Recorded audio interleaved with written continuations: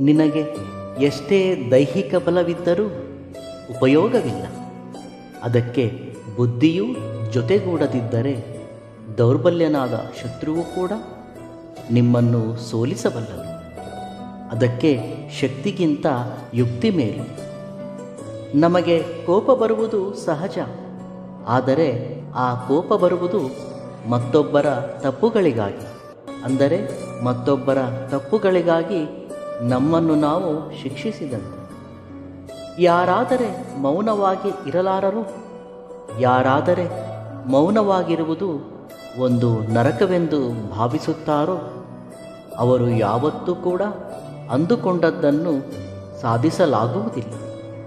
ಏಕೆಂದರೆ ಜೀವನವನ್ನು ಉನ್ನತವಾಗಿ ರೂಪಿಸಿಕೊಳ್ಳಲು ಶಕ್ತಿಯುತವಾದ ಆಲೋಚನೆಗಳು ಒಬ್ಬಂಟಿಯಾಗಿರುವಾಗ, ಮೌನವಾಗಿರುವಾಗ ಮತ್ತು ಧೈರ್ಯದಿಂದ ಇದ್ದಾಗ ಮಾತ್ರ ಹುಟ್ಟುತ್ತವೆ. ಹೇಗಾದರೆ ಈ ಸಮಸ್ತ ವಿಶ್ವವೆಲ್ಲ ಶೂನ್ಯದಿಂದ ಸೃಷ್ಟಿಯಾಗಿದೆಯೋ ಸರಿಯಾಗಿ ಅದೇ ರೀತಿ ಒಬ್ಬ ಮನುಷ್ಯ ಶೂನ್ಯ ಸ್ಥಿತಿಗೆ, ಅಂದರೆ ಮೌನದ ಸ್ಥಿತಿಗೆ, ಯೋಚನಾರಹಿತ ಸ್ಥಿತಿಗೆ ಹೋದಾಗ ಅತ್ಯುನ್ನತವಾದ ಯೋಚನೆಗಳು ಆರಂಭವಾಗುತ್ತವೆ. ನಿಮಗೆ ಗೊತ್ತಿದೆಯಾ, ಈ ಸಮಸ್ತ ವಿಶ್ವವು ಸೃಷ್ಟಿಯಾಗುವುದಕ್ಕೆ ಮುಂಚೆ ಇಲ್ಲಿ ಏನೂ ಇರಲಿಲ್ಲ. ಎಲ್ಲೆಡೆಯೂ ಕತ್ತಲು, ಮೌನ, ಶೂನ್ಯ. ಅಲ್ಲಿ ಯಾವ ಸಮಯವೂ ಇರಲಿಲ್ಲ. ಸಮಯಾತೀತವಾದ ಸ್ಥಿತಿ. ಆ ಸ್ಥಿತಿಯಿಂದ ವಿಶ್ವವೆಲ್ಲ ನಿರ್ಮಾಣವಾಗಿದೆ. ಇದನ್ನೇ ವಿಜ್ಞಾನವೂ ಹೇಳುತ್ತದೆ. ಶೂನ್ಯದ ಸ್ಥಿತಿಯು ಒಂದು ಮಹಾನ್ ಶಕ್ತಿ.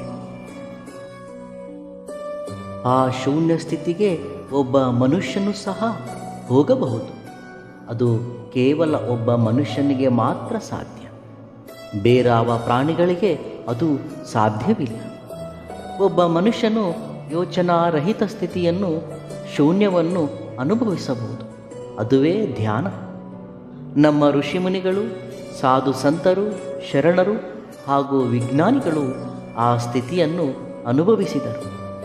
ಈ ದಿನ ನಮ್ಮ ವಿಜ್ಞಾನಿಗಳು ಏನೆಲ್ಲವನ್ನು ಆವಿಷ್ಕರಿಸಿರುವರೋ ಅವೆಲ್ಲವೂ ಒಂದು ಒಬ್ಬಂಟಿಯಾಗಿದ್ದಾಗ, ಅದರದೇ ವಿಚಾರದಲ್ಲಿ ಮುಳುಗಿದಾಗ ಮಾತ್ರವೇ ಆವಿಷ್ಕಾರಗೊಂಡವು. ಅದಕ್ಕೆ ನೋಡಿ, ಮೇಧಾವಿಗಳು ಮಾತನಾಡುವುದು ವಿರಳ. ಮೌನವಾಗಿರುವುದು ಎರಡು ರೀತಿ. ಒಂದು ಬೇಸರ, ದುಃಖ, ನೋವಾದಾಗ ಮೌನವಾಗಿರಬೇಕು, ಒಬ್ಬಂಟಿಯಾಗಿರಬೇಕು. ಆದರೆ ಅದು ನಿಜವಾದ ಮೌನವಲ್ಲ. ನಮ್ಮೊಂದಿಗೆ ನಾವು ಸುಮ್ಮನೆ ಪ್ರಶಾಂತವಾಗಿ, ಸಮಾಧಾನವಾಗಿ ಇರುವುದು. ಇದುವೇ ನಿಜವಾದ ಮೌನ, ಧ್ಯಾನ. ಇದುವೇ ಯೋಗ. ನಿಶ್ಚಲ ತತ್ವವೇ ಗೀತಾಸಾರ. ಇದನ್ನೇ ನಾನು ಗೀತೆಯಲ್ಲಿ ಹೇಳಿರುವೆ.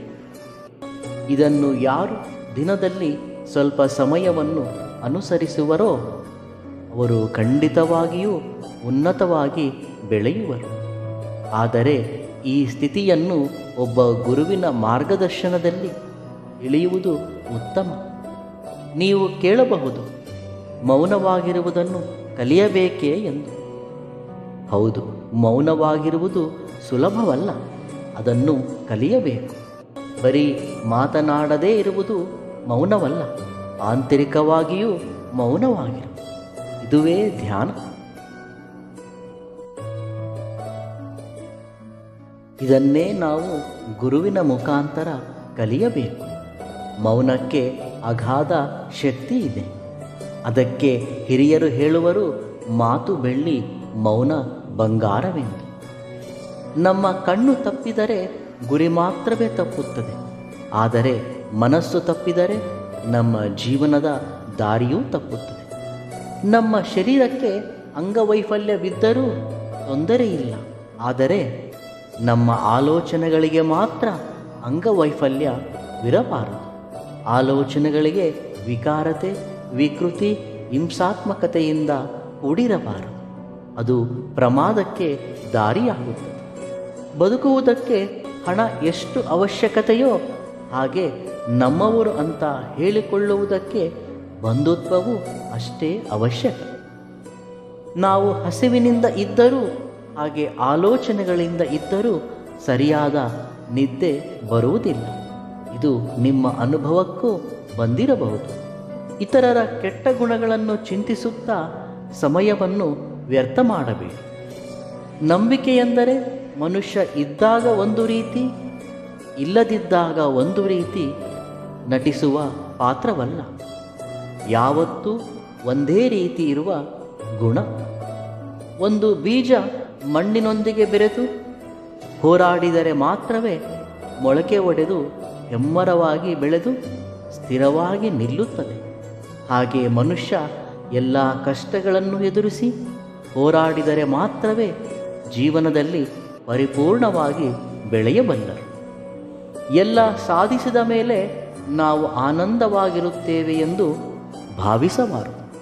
ನಾವು ಆನಂದವಾಗಿ ಇದ್ದರೆ ಮಾತ್ರವೇ ಎಲ್ಲವನ್ನು ಸಾಧಿಸಲು ಸಾಧ್ಯವೆಂದು ನೆನಪಿಟ್ಟುಕೊಳ್ಳಿ.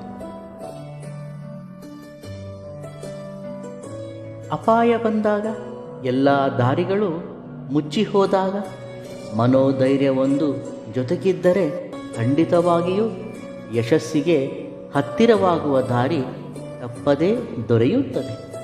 ವಿಶ್ವಾಸದಲ್ಲಿರಿ. ಆನಂದ ಅನ್ನುವುದು ಆಸ್ತಿ ಅಂತಸ್ತಿನಿಂದ ಅಲ್ಲ, ಹೊಂದುವ ಅನುಭವದಿಂದ ಬರುತ್ತದೆ. ಹಾಗೆ ಸಂತೋಷ ಅನ್ನುವುದು ಸಂಪತ್ತಿನಿಂದ ಅಲ್ಲ, ಸಂತೃಪ್ತಿ ಪಡುವ ಮನಸ್ಸಿನಿಂದ ಬರುತ್ತದೆ. ಪ್ರತಿ ದಿನವೂ ಯಾವುದೇ ವಿಷಯಕ್ಕೆ ಭಯಪಡುತ್ತಿದ್ದರೆ ಅಪಾಯ ಬರುತ್ತಲೇ ಇರುತ್ತದೆ. ತಪ್ಪು ಮಾಡದೇ ಹೊರತು, ಹಾಗೆ ಯಾರಿಗೂ ಹಾನಿ ಮಾಡದೇ ಹೊರತು ಯಾರು ಯಾರಿಗೂ ಭಯಪಡುವ ಅಗತ್ಯವಿಲ್ಲ. ಸಾಧಿಸುವ ಛಲ ಇಲ್ಲದವರು ನನ್ನ ಜೀವನ ಇಷ್ಟೇ ಎಂದು ಹೇಳುವರು. ಗೆಲ್ಲುವ ಛಲ ಇರುವವರು ನನ್ನ ಜೀವನ ಇನ್ನೂ ಇದೆ ಎಂದು ಹೇಳುವರು. ವಿಚಿತ್ರವೇನೆಂದರೆ, ಇದ್ದಾಗ ನಿರ್ಲಕ್ಷ್ಯ ಮಾಡುವರು, ಆದರೆ ಕಳೆದುಕೊಂಡಾಗ ಹುಡುಕಲು ಆರಂಭಿಸುವರು. ಅವಸರ, ಅವಕಾಶ ಹಾಗೆ ಅವಮಾನ, ಈ ಮೂರೂ ಕೂಡ ನಮ್ಮ ಜೀವನದಲ್ಲಿ ದೊಡ್ಡ ದೊಡ್ಡ ಪಾಠಗಳನ್ನು ಕಲಿಸುತ್ತವೆ. ಧೈರ್ಯದಿಂದ ಇರಿ, ಶಾಂತಿಯಿಂದ ಇರಿ, ಸಮಾಧಾನದಿಂದ ಇರಿ. ಖಂಡಿತವಾಗಿಯೂ ಎಲ್ಲವೂ ಒಳ್ಳೆಯದೇ ಆಗುತ್ತದೆ. ಇವೆಲ್ಲವುಗಳಲ್ಲಿ ನಿಮಗಿಷ್ಟವಾದ ಸೂಕ್ತಿಯನ್ನು ಕಾಮೆಂಟ್ ಮುಖಾಂತರ ತಿಳಿಸಿ. ವಿಡಿಯೋ ಇಷ್ಟವಾದಲ್ಲಿ ಸಬ್ಸ್ಕ್ರೈಬ್ ಮಾಡಿ ಮತ್ತು ಲೈಕ್ ಮಾಡಿ. ಧನ್ಯವಾದಗಳು.